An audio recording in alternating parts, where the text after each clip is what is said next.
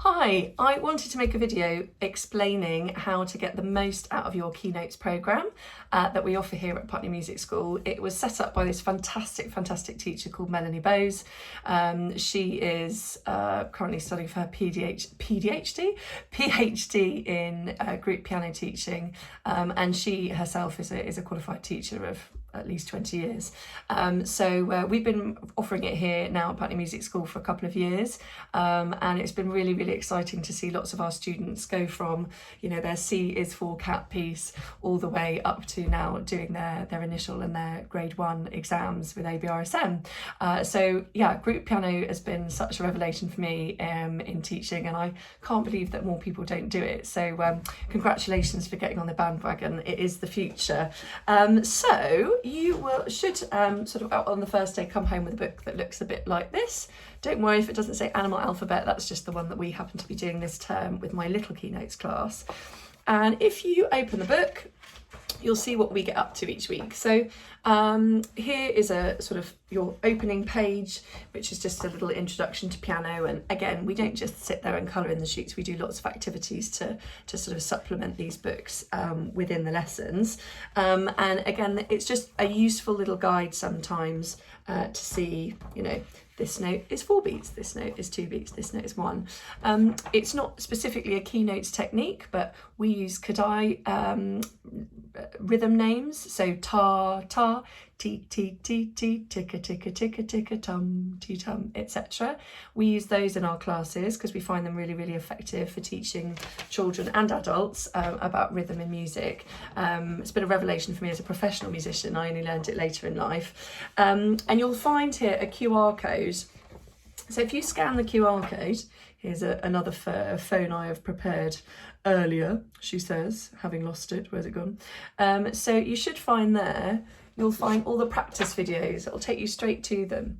So if you have been playing C is for cat in the lesson that week, then you should be able to just click on that and it'll play you a lovely video explaining exactly, it's Melanie herself, the woman indeed, sort of, there she is looking lovely, explaining exactly how to find the notes on the piano and how the piece goes. So you as a parent don't need to know how to read music, just follow the instructions. It's like a little recipe. We need to know what pitch we're playing, so how high or how low the note is. We need to know what finger we're using while we're playing it. We need to think about our technique and our hand position. We don't want any hands like this, we don't want any hands like this. We want a lovely sort of rounded fingers. And then we also need to know what the rhythm is. So, you know, can you use your singing voice? Yes, I can. Yes, I can. Yeah, that sort of thing. So if we take this piece here, this is what we do in week 1 of Animal Alphabet. We will have done all of this work in the lesson. So all the children will have, they'll have listened to some music. Obviously, they've sort of traced in the letter C, and then we've coloured the note on the keyboard. Amongst that, we play lots of games with pom-poms and lots of note recognition games in the class. So we set up our theory before we actually start playing the piano, and we also do technical exercises just to get our hands a bit stronger. Less so for storytellers and Keynotes play, but definitely for little Keynotes and for pre-notes as well, because again, we're still working on fine motor skills. I mean, we still are. I'm still in my mid-30s working on my fine motor skills when it comes to piano. So here you'll find out what the objectives are at the bottom of the page. So here we really want to find C on a keyboard and to play C is for cat in the right hand. Now our Keynotes is all cyclical, so there can be students there who've had one lesson and they're just playing one note, and there are students there that may have had lots of lessons and they're playing an Alberti bass. So I'll just sort of show you how that might sound.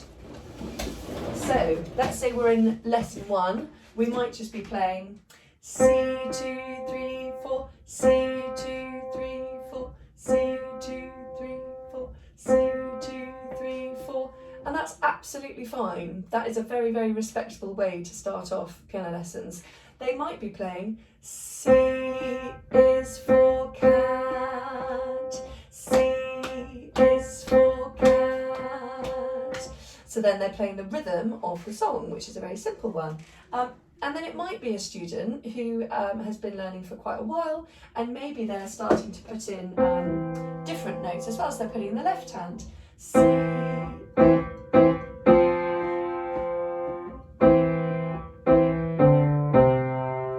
So we generally start off with the right hand, then have a look at the left hand, and sometimes we look at the left hand and then look at the right hand. And if students are doing really well at that, then they put them together. And if they're doing really, really well at that, so if they're at the stage where they can be going on to the next level, then they might be doing something like this, which is an Alberti bass. So C is for cat, C is for cat. All right, so hopefully that, oh hello, wheelie chair. Hopefully that helps explain to you the sort of thing that they'll be working on. Again, apart from the Alberti bass, and don't worry about that until you've been doing piano for a long time, it's all here. It's all here in the book. You don't need anything more than that. The other thing you can do is if you go into the portal, and again, here's one I prepared earlier. So I've actually gone in as my husband here. So when you log into the portal, you will see this landing page here, like this. And if you scroll down a little bit, just a, literally just a sort of couple of fingers, you'll see all the term dates and the concert dates. And quite often I'll post information about, anything from like a competition, there's an organ masterclass, you can look all the way through all the different newsletters that I put up. Sometimes it's lovely to share student news if they've done something exciting and musical. So then when we're in this portal, you click on home like this up here. Oh no, it doesn't want to do it now. You click on the 3 lines next to home, that's why. And then we're going to go to online resources, just like that. Lovely. And then we're going to our shared space. And then, so my son is enrolled in Little Keynotes there. So I'm sorry if it's backwards, but hopefully you can see there. If I go to his animal alphabet folder, like this, I can see all of the parent practice sheets and listen to all the backing tracks as well. So if I look at the cat parent practice sheet, you can print these out, but I never do. Oh, that's going to turn around now. Here we go. So there we go. So you have a sort of A4 page with tasks to practice daily and weekly. So again, I do not expect that every family will be able to factor daily practice into their lives, but if you do, you will absolutely reap the benefits of it. I know I've got a 5-year-old son and a 2.5-year-old son at time of writing, and I know it's really difficult to find time to practice. But for me, what has really worked, because I really struggled when my children started playing instruments, and I was terrible, never got them to practice at all, which is so shameful being a music teacher. But actually I found that what I have to do is anchor it to another activity. So for instance, what works for my family is that our kids get dressed and have breakfast, and then we have to do music practice, and they do their sort of, they read their phonics books, whatever, before then we play a little game just before they go to school. Now that works for me because I work in the afternoon and I work in the evening, so mornings for me are generally quite a lot quieter than for most families. So that works for us, but your situation will be totally different. But since we do the daily practice, I see a massive difference in my child's playing and at how much he enjoys the lessons, because he goes in feeling like he really knows what's going on and he feels really on top of it. So we've gone through those resources. Then when it comes to the concerts, generally with our group classes we perform as a group, just because of time constraints. That being said, when the children do get a bit more advanced, they'll get more opportunities to play solo. And also we've got our listening weeks. So once a term, normally either the last or the penultimate week of term, all the grown-ups, so parents and carers, are invited in to come and watch the class and participate. So if you can play the piano already, great, but if you've never played it before in your life, then it's your child's turn to teach you, and we'll assist them in that and play some games as a class. So I hope that's useful to you, so you can use more of the resources that are available to you as a group piano parent.